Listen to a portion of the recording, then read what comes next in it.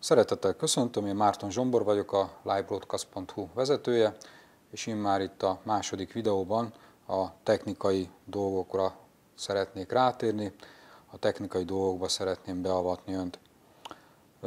Közvetítéseinket szinte kizárólag HD minőségben végezzük, a sima HD minőségben, tehát ami az 1280x720 pixelt jelenti. Ez a felbontás gyakorlatilag már egy nagyméretű tévéképernyőn is kiváló minőséget ad, garantál, számítógépen szintén. Ez alá felbontás alá szinte sosem megyünk. Magasabb felbontást, Full HD-t például tudunk, de ehhez azért elég komoly műszaki feltételeknek kell megfelelni a közvetítés helyszínén. Jelesül egy nagyon erős internet sávszélesség szükségeltetik.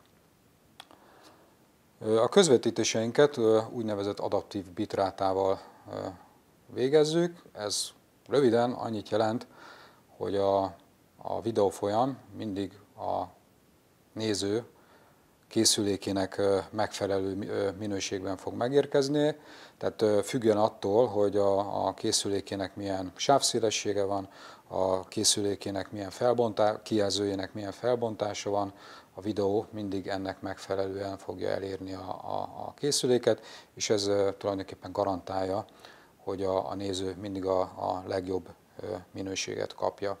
Egyébként, hogyha ezt a felvételt YouTube-on nézi, akkor valahol itt a YouTube ablak alatt kell lenni egy kis fogaskeréknek, amire, hogyha rákattint, akkor felsorolja az adaptív bitrátában szereplő felbontásokat, és hogyha ezek közül most kiválasztja a 720p-t, azzal kapcsolja a videót tulajdonképpen HD minőségűre. Ez azért is hasznos, mert legalább látja, hogy milyen minőségben vagyunk képesek közvetíteni, úgyhogy kérem, ezt tegye meg, hogyha esetleg eddig még nem csinálta volna meg. Közvetítő platformként igyekszünk kipróbált strapabíró rendszereket használni, mint például a YouTube, vagy például a Microsoft Azure felhőszolgáltatása, abból is a Media Services szolgáltatás. Tudni kell, hogy ezek globális rendszerek, tehát ezeknek nem okoz problémát néhány száz, akár több ezres nézőközönséget is kiszolgálni, nem fognak tapasztalni ettől lassulást vagy akadozást. Természetesen használunk saját szervereket is a közvetítésre, illetve folyamatosan kísérletezünk újabb és újabb platformokkal. Tesszük ezt azért, hogy önnek mindig a lehető legjobb minőségű közvetítést tudjuk garantálni a lehető legjobb ár-érték arányban. Kliens oldalon viszonylag könnyű dolgom van, hiszen a közvetítéseink szinte minden eszközt és minden operációs rendszert támogatnak, tehát a Windows-tól a Linuxig, a macOS X-en az Apple világából, illetve a mobil eszközökön az Android, illetve iOS támogatottsága a megoldott. A közvetítéseinket két nagy csoportra szeretném osztani. Az egyik nagy csoportnál az a lényeg, hogy a közvetítés gyakorlatilag válogatás nélkül, de minél több emberhez eljusson, minél szélesebb körben.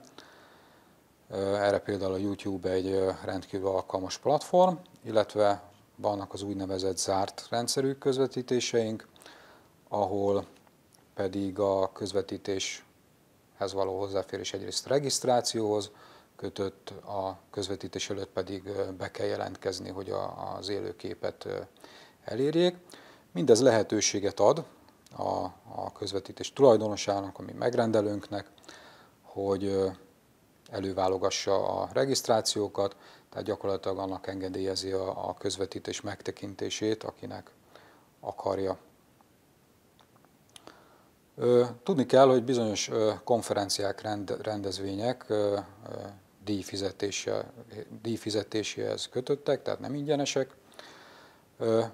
Ezt mi is meg tudjuk oldani az internetes közvetítéseknél, tehát ez a tipikusan a zárt rendszerű közvetítéseknél a regisztrációt díj fizetéséhez tudjuk kötni, akár bankkártyán, akár átutaláson keresztül.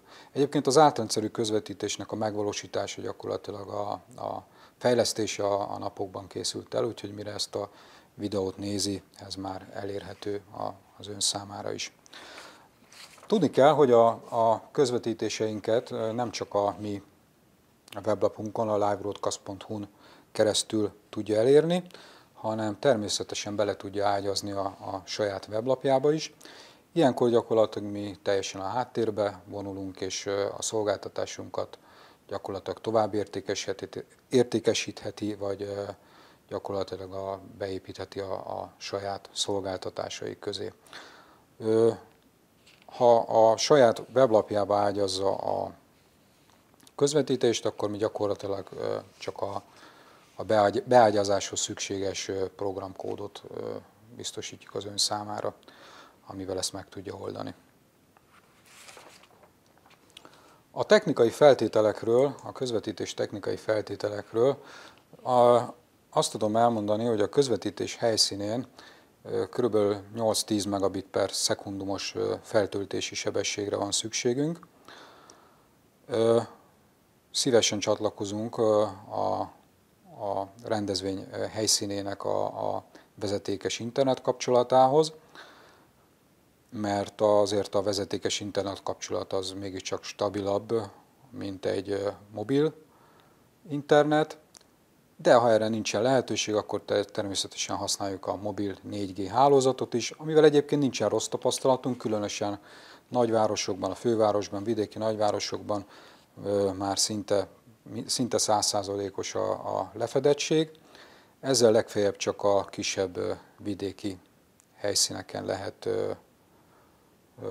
probléma, de közvetítés előtt mi minden helyszínt megvizsgálunk, hogy az technikailag alkalmas-e a közvetítésre. Tehát nem a közvetítés napján fog meglepetés érni minket.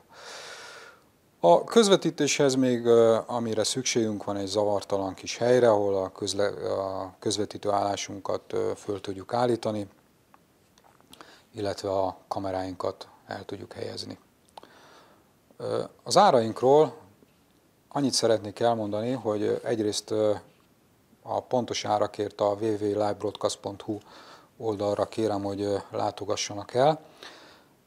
Ott találnak tájékoztató jellegű árakat, de itt mindenképpen azt szeretném elmondani, hogy az internetes közvetítés egy nagyon is megfizethető szolgáltatás, ami talán annyira nincs is benne a köztudatban, és már csak azért is szeretnénk minél nyomottabb áron tartani ennek a közvetítés lehetőséget, hogy minél szélesebb körben igénybe vegyék.